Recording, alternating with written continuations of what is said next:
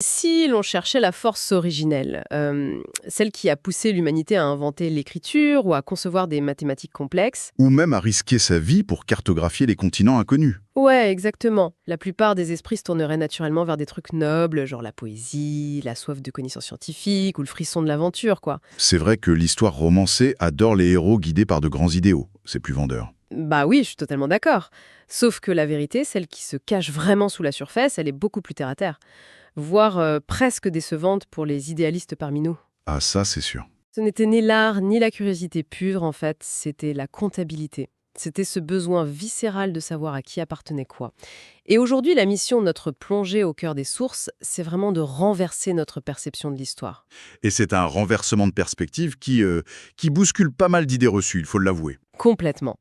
Nous allons voir comment l'argent et la finance, ce ne sont pas de simples inventions modernes confinées dans des gratte-ciel de verre à Wall Street, c'est le véritable système d'exploitation de la civilisation humaine, en fait. C'est ça. Et notre analyse d'aujourd'hui repose sur les travaux exhaustifs de William N. Gottsman. Tout est synthétisé dans son ouvrage qui s'intitule « L'argent change tout ». Un titre assez évocateur d'ailleurs. Très évocateur, oui. Gottsman est un éminent historien de la finance et directeur du Centre international de finance de l'Université de Yale, une institution qu'il connaît par cœur puisqu'il y a littéralement grandi. Et il nous force à rechausser nos lunettes pour observer les millénaires passés. Pas à travers le prisme des batailles militaires, du coup. Non, justement. À travers celui des registres de comptes et des transactions financières. Bon, décortiquons tout ça. Parce que proposer de voir la finance non pas comme un secteur économique hyper ennuyeux plein de colonnes de chiffres, Ce qui est souvent l'image qu'on en a. voilà, mais plutôt comme le moteur secret de l'humanité, c'est une promesse hyper audacieuse. J'ai un peu de mal à saisir comment on passe du simple fait d'échanger des pièces de monnaie à la fondation même de notre monde moderne, tu vois. Je comprends. Et ce qui est fascinant ici, c'est justement la redéfinition que l'auteur propose d'emblée. Il faut oublier l'image de l'oncle Picsou qui accumule des pièces dans son coffre-fort. D'accord, je raille Picsou de mon esprit. La finance, dans son essence pure, c'est une technologie, une sorte de machine immatérielle conçue pour allouer des ressources, pour répartir des dangers potentiels et surtout pour modifier la réalisation de la valeur économique à travers les dimensions physiques. Attends. Modifier la valeur à travers le temps et l'espace. Ça commence à ressembler à un mauvais scénario de science-fiction, là. C'est vrai que formulé comme ça, Comment un simple contrat financier peut-il courber le temps, en fait? Je veux bien admettre l'idée d'allocation de ressources, mais cette idée de machine à voyager dans le temps mentionnée dans nos sources me laisse un peu perplexe. Je suis très curieuse. alors, prenons le problème à la racine, bien avant l'apparition de l'argent tel qu'on le connaît aujourd'hui. Imaginons une société agricole primitive, d'accord? Ok, j'ai l'image en tête. Des champs, des paysans. Le drame fondamental de l'agriculture, c'est son cycle rigide. On sème, on attend, on récolte. C'est très linéaire. Exactement. Mais que se passe-t-il si les réserves de l'hiver sont épuisées au début du printemps et que la prochaine moisson n'est prévue que dans 3 mois? La communauté fait face à la famine, tout simplement. Voilà. Et la seule solution de survie n'est pas technologique au sens agricole du terme, elle est financière. Quelqu'un qui a un surplus de grains va le prêter à celui qui a faim, avec la promesse solennelle de récupérer ce grain plus un petit supplément après la future moisson. Ah, je vois où tu veux en venir. Sur le plan conceptuel, on vient de prendre la valeur calorique et économique d'une récolte qui n'existe pas encore dans le monde réel. Et on l'a rapatrié dans le présent pour nourrir des familles aujourd'hui. C'est dingue, on téléporte littéralement le blé de l'année prochaine sur la table du dîner de ce soir. C'est vraiment une machine temporelle. C'est la métaphore parfaite. Et quand on y pense, la mécanique n'a pas bougé d'1 millimètre en plusieurs millénaires. C'est clair. Lorsqu'on signe un prêt hypothécaire aujourd'hui, c'est exactement la même chose. S'il fallait économiser l'intégralité de son salaire mois après mois pour réunir la somme exacte pour acheter une maison, la plupart des gens seraient morts de vieillesse avant d'avoir les clés. Malheureusement, oui. Le prêt hypothécaire déplace cette promesse de valeur future, donc tes 30 ans de labeur à venir, et la transforme en un toit immédiat au-dessus de ta tête. Et le principe s'applique d'ailleurs dans les deux sens de la flèche du temps, non? Si on peut ramener le futur vers le présent, on doit pouvoir propulser la valeur du présent vers un futur lointain. Absolument. C'est toute la mécanique des rentes viagères et de l'assurance retraite. Le grand risque de la condition humaine, au-delà de mourir trop jeune, c'est de vivre trop vieux. C'est paradoxal, mais c'est vrai. Vivre jusqu'à un âge où le corps ne permet plus de générer de la valeur par le travail. Donc pour éviter la misère, on stocke la valeur économique de nos années productives auprès d'une institution pour qu'elle nous soit restituée 40 ans plus tard. Et nos sources nous rappellent un truc de fou. Cette angoisse n'est pas du tout née avec l'État-providence moderne. En 1535, la ville d'Amsterdam consacrait déjà 60% de son budget annuel au paiement de dettes et de rentes viagères. 60%, c'est colossal pour l'époque. C'est vertigineux de réaliser à quel point la gestion du vieillissement reposait déjà sur l'ingénierie financière. Mais il y a un hic dans cette machine temporelle, non? Lequel? Le futur est par définition incertain. Le grain promis peut brûler dans un incendie avant la récolte, ou le travailleur peut perdre son emploi et ne jamais rembourser sa maison. C'est une excellente remarque. Et c'est là qu'interviennent les marchés financiers et les banques. Ils agissent comme de grands filtres darwiniens en quelque sorte. Darwinien, dans quel sens? La finance ne fait pas qu'effacer le temps. Elle tarifie le risque. Son rôle biologique dans le corps social, c'est de réaffecter l'énergie, sous forme de capital, vers les projets les plus résilients et rentables. Et de laisser mourir ceux qui échouent, j'imagine. La survie du plus apte financier. C'est pour cela que des outils comme l'assurance vie ont été conceptualisés. Pour mutualiser les pertes. Oui, leur fonction architecturale est de fragmenter un risque catastrophique en des milliers de minuscules éclats, puis de disperser ces éclats sur l'ensemble d'une population. Ainsi, le poids d'un désastre n'écrase jamais un seul individu. Il y a une logique implacable là-dedans. Mais cette manipulation de la valeur à travers le temps pose un énorme problème cognitif, à mon avis. C'est-à-dire? Eh bien, si je te promets 10 moutons après la prochaine saison de reproduction en échange de 3 sacs d'orge aujourd'hui, Jusque-là, ça va. oui, mais si on multiplie ce type de promesses croisées entre des centaines de personnes et sur plusieurs générations, le cerveau humain disjoncte. La mémoire orale devient totalement obsolète. C'est certain.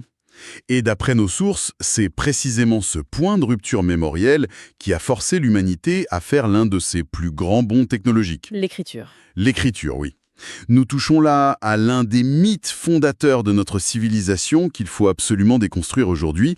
On a tous tendance à idéaliser la naissance de l'écriture. C'est vrai, on imagine des scribes hyper inspirés, cherchant à immortaliser la poésie épique, la religion ou les exploits de leur roi. Voilà. Mais la réalité archéologique étudiée dans la cité sumérienne d'Uruk, en Mésopotamie, vers 3600 avant notre ère, nous raconte une toute autre histoire. Uruk, c'était au confluent du Tigre et de l'Euphrate, c'est bien ça? Exactement. C'était une métropole bourdonnante. Le temple central gérait une économie de redistribution massive. Il fallait collecter les troupeaux, le grain, et ensuite les redistribuer à la population. Une logistique cauchemardesque sans ordinateur? Et la mémoire des prêtres ne suffisait plus pour savoir qui avait payé son tribut et qui avait reçu sa ration. C'était le chaos. C'est là que ça devient vraiment intéressant. Attends, tu es en train de me dire que la poésie épique, la littérature, la philosophie, que toute l'évolution de la pensée écrite repose uniquement sur le fait qu'un bureaucrate de l'Antiquité, en pleine sueur, n'arrivait plus à se rappeler à qui appartenaient les chèvres de la ville? De manière très pragmatique, oui, c'est exactement ça. C'est génial, j'adore cette idée. Avant même de tracer des signes sur des tablettes, ces administrateurs ont inventé un système de petits jetons d'argile. Chaque jeton représentait une unité de marchandise. Genre un jeton en forme de cône pour un mouton? Quelque chose comme ça, oui. Et ils enfermaient ces jetons dans des sphères creuses en argile qu'on appelle des bulles. Sauf que, pour éviter d'avoir à briser la sphère pour vérifier son contenu en cas de litige, ils ont une idée brillante. Laquelle? Imprimer l'empreinte de ces jetons sur la surface extérieure de la bulle encore humide. Ce geste simple, cette empreinte, c'est la première abstraction de l'humanité. Ah ouais, ils ont modélisé l'information? Et rapidement, ils ont réalisé qu'ils n'avaient même plus besoin de la sphère ni des jetons à l'intérieur. Une simple tablette d'argile plate sur laquelle on dessinait des pictogrammes avec un roseau suffisait amplement. C'est fou. Donc, ce besoin de rigueur comptable, né de la pression financière pure, a lentement muté pour devenir l'écriture cunéiforme. Voilà. Les plus anciennes tablettes exhumées par les archéologues, qui sont vieilles de plus de 5000 ans, ne sont rien d'autre que des tableurs Excel de l'Antiquité. La naissance de l'alphabet comme produit dérivé de la bureaucratie, c'est une sacrée claque à notre ego d'humain moderne quand même. Un peu, oui. Et si je suis bien les sources, ce n'est pas seulement l'écriture qui a émergé de cette pression comptable, ce sont aussi les mathématiques. Absolument. L'exemple du litige babylonien dont parlent les sources, vers 2400 avant notre ère, entre les cités de Lagash et Ouma, est complètement sidérant. Tu peux nous l'expliquer? Bien sûr, cette querelle frontalière est fondamentale. Le souverain de Lagash réclamait à Oumma des arriérés pour l'utilisation illégale de terres agricoles très fertiles. Une dette accumulée sur plusieurs générations. Donc une facture qui traîne depuis des décennies? Exactement. Et pour calculer l'amende, les scribes de Lagache n'ont pas fait une simple addition de base. Ils ont utilisé un concept mathématique redoutable qu'on utilise encore tous les jours, les intérêts composés. Aïe, la magie des intérêts composés mais utilisée comme une arme. L'intérêt ne s'appliquait pas seulement au montant initial, mais aussi aux intérêts accumulés des années précédentes. Ça crée une courbe de croissance exponentielle. Résultat, L'amende a explosé. elle a atteint la somme absurde de 8,64 millions de gourous d'orge, un volume virtuellement impossible à rembourser, même en vidant les greniers de toute la région. L'arme de destruction massive n'était pas l'épée, c'était le taux d'intérêt composé. C'est incroyable. Mais ce que cela prouve surtout, c'est que les Babyloniens maîtrisaient déjà des équations complexes par pure nécessité conflictuelle et financière. Et cette ingénierie mathématique a continué de se perfectionner de façon très concrète par la suite. D'ailleurs, les sources font un bond dans le temps pour atterrir au XIIe siècle avec un nom très connu, le fameux Léonard Fibonacci. Ah, Fibonacci. Pour quiconque a suivi des cours de maths, ce nom évoque la fameuse suite de nombres liés au nombre d'or ou à la spirale des coquillages, quoi. Une image très théorique, presque mystique de la nature. C'est l'image d'Épinal, oui. Mais son célèbre ouvrage, le Liber Abaci, n'avait rien d'un traité philosophique pour intellectuels en toge, n'est-ce pas? Loin de là, en effet. Le Liber Abaci était avant tout un manuel de survie commerciale. Il faut se mettre à la place d'un marchand du Moyen-Âge qui achète une cargaison de rouleaux de coton brut dans un port étranger. Ok. Avec une certaine monnaie et un certain système de poids. Exact. Il doit ensuite ramener cette cargaison dans sa ville d'origine, la faire découper en petits paquets de tailles différentes, payer diverses taxes locales et revendre le tout dans une monnaie locale sans aucune standardisation. S'il se trompe dans ses calculs de marge, même d'une fraction, il est ruiné. Exactement. C'est la faillite assurée. Nos sources font une analogie géniale avec un problème de supermarché moderne pour illustrer la friction mentale que ça représentait. C'est comme si, aujourd'hui, on devait calculer de tête combien de bananes individuelles on peut acheter avec exactement 3,72 $. Sachant que le prix de gros est affiché à 10 $ le kilo et que chaque banane a un poids légèrement différent. L'horreur. C'est un cauchemar logistique pour le cerveau. Surtout sans calculatrice. Et donc Fibonacci, avec son livre, a fourni aux marchands les algorithmes nécessaires pour résoudre ces équations de conversion à la volée. Si nous relions cela à une vision plus globale, nous constatons que la formalisation de la pensée mathématique en Europe n'était pas un simple passe-temps de savants oisifs. L'allocation des ressources et la fixation des prix exigeaient des outils de calcul toujours plus pointus. C'est la finance qui tirait la science vers le haut. Totalement. L'ingénierie, la physique quantique, l'exploration spatiale d'aujourd'hui, tout cela repose sur un socle mathématique qui a d'abord été martelé et forgé dans le feu des marchés médiévaux. La science a emprunté les outils de la finance et non l'inverse. C'est une perspective vraiment fascinante. Et justement, une fois que ces marchands ont été armés de l'écriture pour retenir leurs promesses et des mathématiques pour calculer leurs risques, leur regard a pu se porter au-delà de l'horizon immédiat. L'échelle locale ne suffisait plus.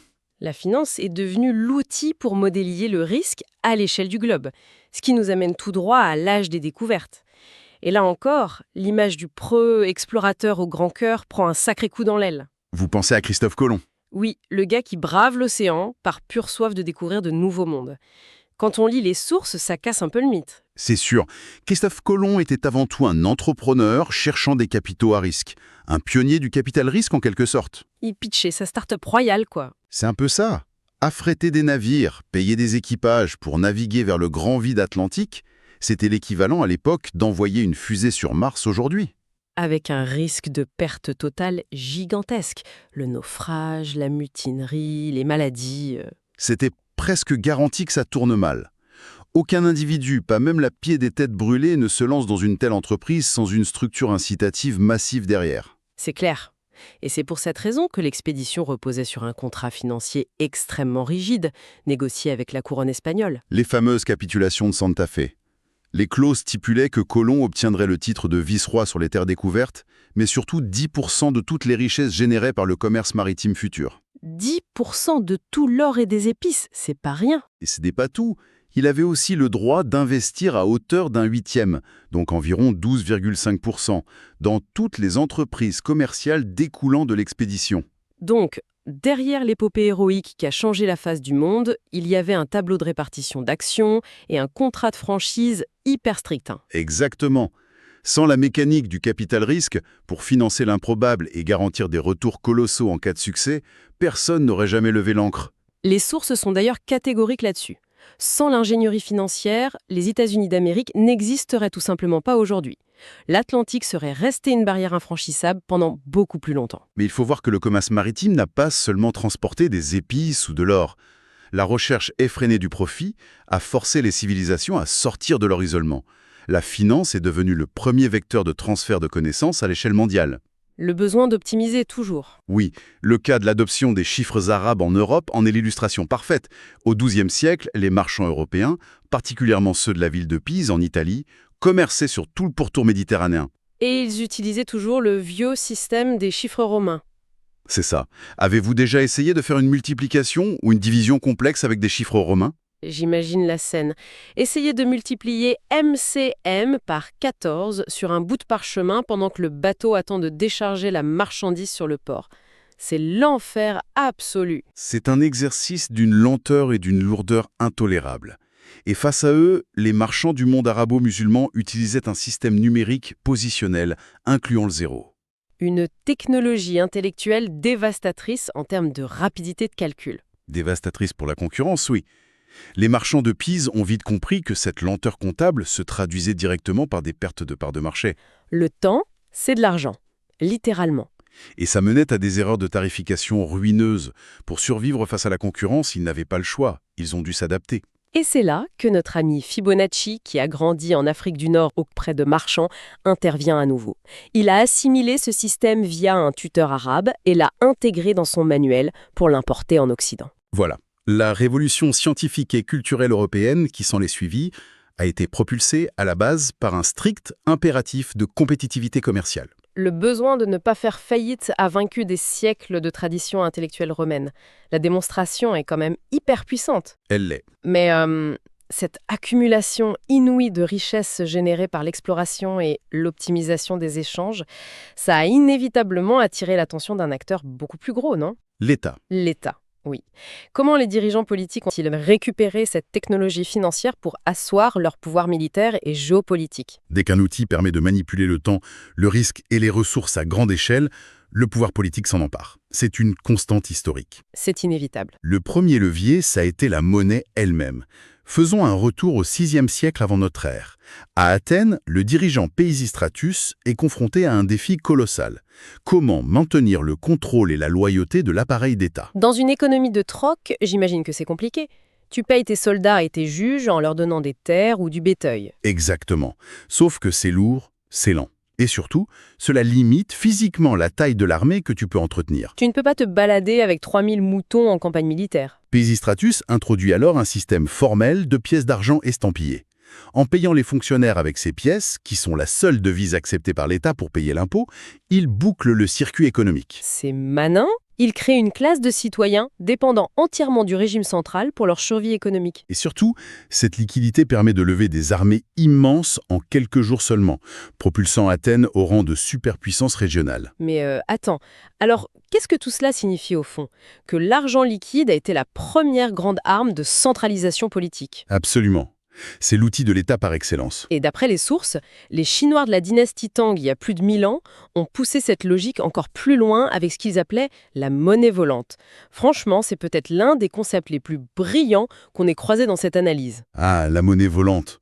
La dynastie Tang gérait un empire d'une taille colossale. La géographie y posait un problème majeur d'insécurité. Les routes n'étaient pas sûres. Non, des marchands prospères de la région du Sichuan devaient se rendre dans la capitale, Chang'an, qui était le centre d'affaires névralgique de l'époque, une sorte de Wall Street antique. Mais faire le voyage retour avec des charrettes chargées de lourdes pièces de monnaie à travers des montagnes infestées de bandits, c'était du suicide commercial. Le gouvernement a alors inventé une solution très élégante. Le marchand déposait ses pièces métalliques dans un bureau officiel de la capitale. En échange, on lui remettait un certificat en papier officiel découpé en deux. Un reçu en 2 parties. Oui, le marchand gardait une moitié, l'administration l'autre. De retour au Sichuan, il présentait son bout de papier au bureau local. Si les déchirures correspondaient parfaitement, Il récupérait ses fonds en monnaie locale. C'est tout simplement l'ancêtre de la cryptographie et de nos virements bancaires modernes. c'est ça, de l'information sécurisée qui voyage beaucoup plus vite que le métal physique. Mais au-delà de la sécurité pour le marchand, il y avait une contrepartie géniale pour l'État, non? C'est là qu'est le vrai génie politique.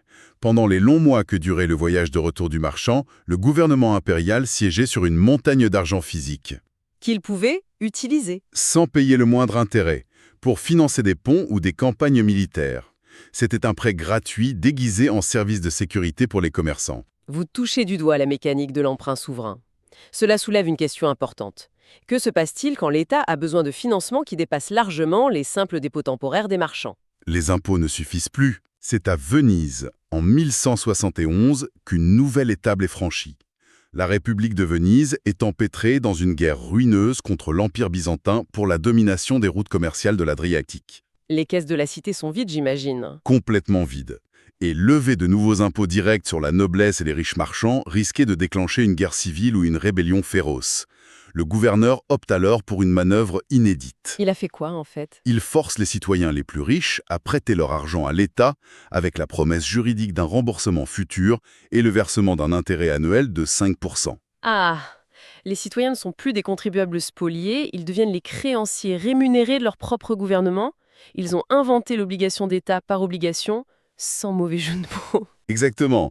Mais la vraie révolution, le coup de maître qui a transformé la puissance vénitienne, intervient près d'un siècle plus tard, en 1262, avec la création du ligato pécunier. Le ligato pécunier, c'est quoi exactement? Il ne suffisait pas de forcer les gens à prêter. Il fallait résoudre le problème de la liquidité. Si j'ai prêté l'équivalent de ma fortune à Venise et que j'ai soudainement besoin de cet argent pour équiper un navire de commerce, Tu es bloqué en attendant que l'État te rembourse dans 20 ans, ce qui paralyse l'économie. le ligato pécunier a changé la donne en autorisant les citoyens à revendre ces titres de dette à d'autres particuliers sur un marché ouvert. Un marché secondaire de la dette. En créant ce marché, Venise a transformé une simple promesse de remboursement lointaine en un actif liquide négociable tout de suite. Et la conséquence géopolitique est massive. Le gouvernement vénitien a pu lever des capitaux pratiquement illimités pour financer ses arsenaux et ses flottes. Les investisseurs savaient qu'ils pouvaient récupérer leurs fonds à tout moment en vendant leurs obligations à quelqu'un d'autre.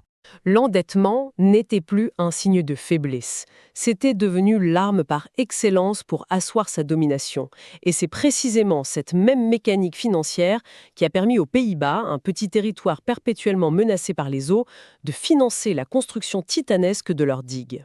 Sans ces obligations à long terme, le pays aurait été englouti. C'est une certitude. L'infrastructure hydraulique hollandaise était trop coûteuse pour une seule génération. Et ce qui me fascine avec l'exemple des digues néerlandaises, c'est le défi de la longévité. Une digue nécessite un entretien constant sur des siècles. Comment s'assurer que l'argent continuera d'affluer bien après la mort des ingénieurs et des politiciens qui ont signé le contrat initial? C'est le problème de la mortalité humaine face aux besoins immortels des États. Mais les sources nous racontent une anecdote hallucinante pour illustrer ça.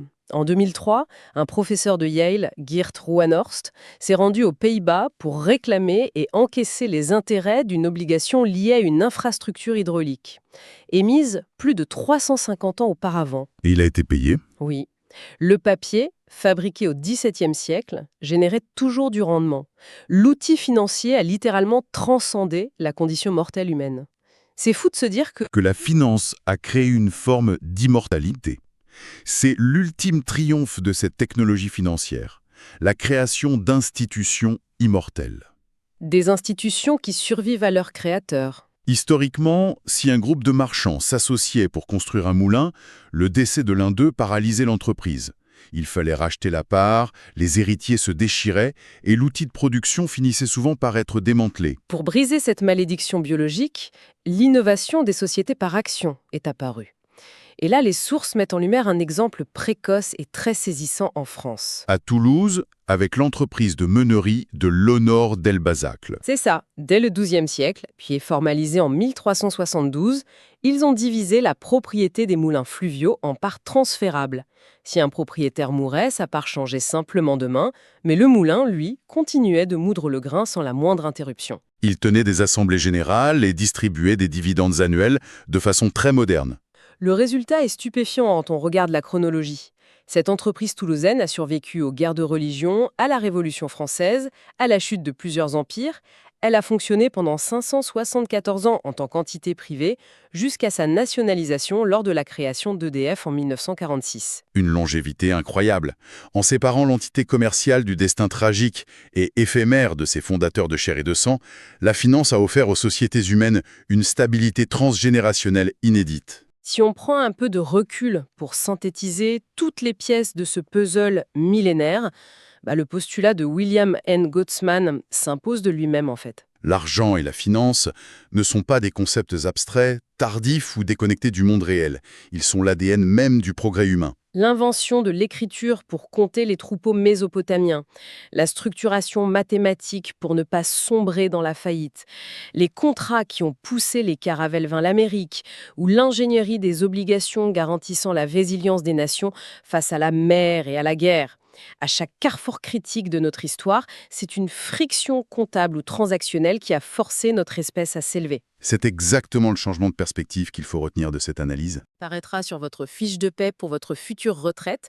Rappelez-vous que vous ne subissez pas qu'une simple formalité administrative lourdingue. Non, vous vous insérez dans une grande machinerie. Une machinerie de voyage dans le temps financier vieille de plus de 5000 ans, qui est un héritage direct des premières sphères d'argile manipulées sous le soleil cuisant d'Uruk.